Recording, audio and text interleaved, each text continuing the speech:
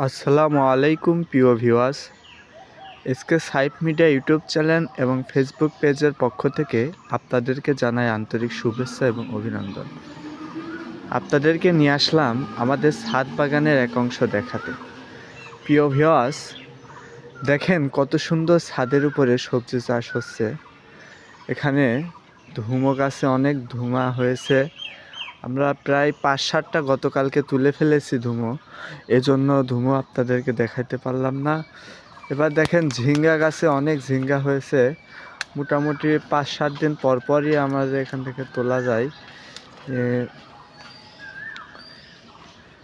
শখের বশে ছাদের উপরে অল্প কিছু সবজি লাগাইছিলাম, পারিবারিক চাহিদাও পূরণ হয়, অবসর সময়ে ছাদ বাগানে একটু কাজও করা হয়।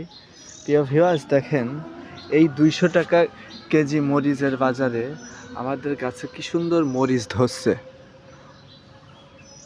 এখানে আরও মরিচ গাছ ছিল, আমরা কিছুদিন আগে বয়স হয়ে যাওয়ার কারণে তুলে ফেলছি। নতুন করে কিছু মরিচের চারা লাগাইছি। রস আমাদের ছাদে 2-3টা বেগুন গাছও আছে। আপনারা দেখতে পাচ্ছেন গাছে বেশ কিছু বেগুন ধরছে।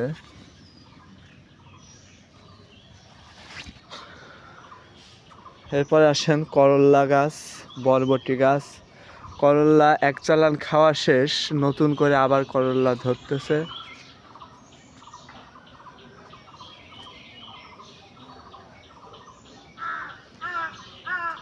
কিছু ফলের গাছ ছাদের উপরে আছে, এটা দেখছেন, এটা হলো আনার গাছ।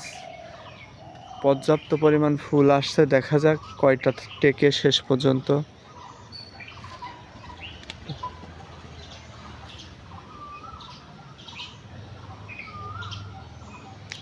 মরিচ গাছের সাথে একটি 12 মাসি কামরাঙা গাছ। কম বেশি সবসময় ফল থাকে, এই মুহূর্তে দেখছি নাই।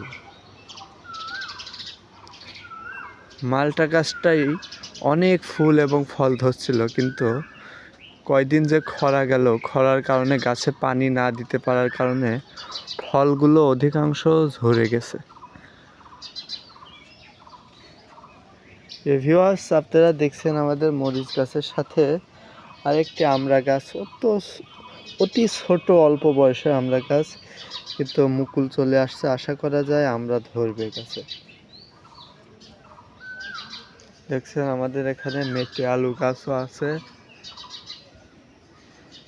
এই ছিল আজকের আপডেট। প্রিয় ভিউয়ার্স, আপনারা এরকম আপনাদের বাড়ির আঙিনায় ছাদের উপরে অল্প কিছু জায়গাতে সবজি চাষ করে পারিবারিক চাহিদা বিষমুক্ত সবজি পাবেন এবং নিজেদের অবসর সময়গুলো নষ্ট না করে নিজেদের বাগানে একটু শ্রম দিলে নিজের মন মানসিক এবং শরীরও ভালো থাকবে, মানসিক শান্তিও মিলবে ইনশাল্লাহ। প্রিয় ভিউয়ার্স, আমাদের ইউটিউব চ্যানেল এবং ফেসবুক পেজের ভিডিওগুলো যদি আপনাদের পছন্দ হয়ে থাকে, আমাদের ইউটিউব চ্যানেলকে সাবস্ক্রাইব করবেন এবং ফেসবুক পেজকে ফলো দিয়ে পাশে থাকবেন ইনশাআল্লাহ।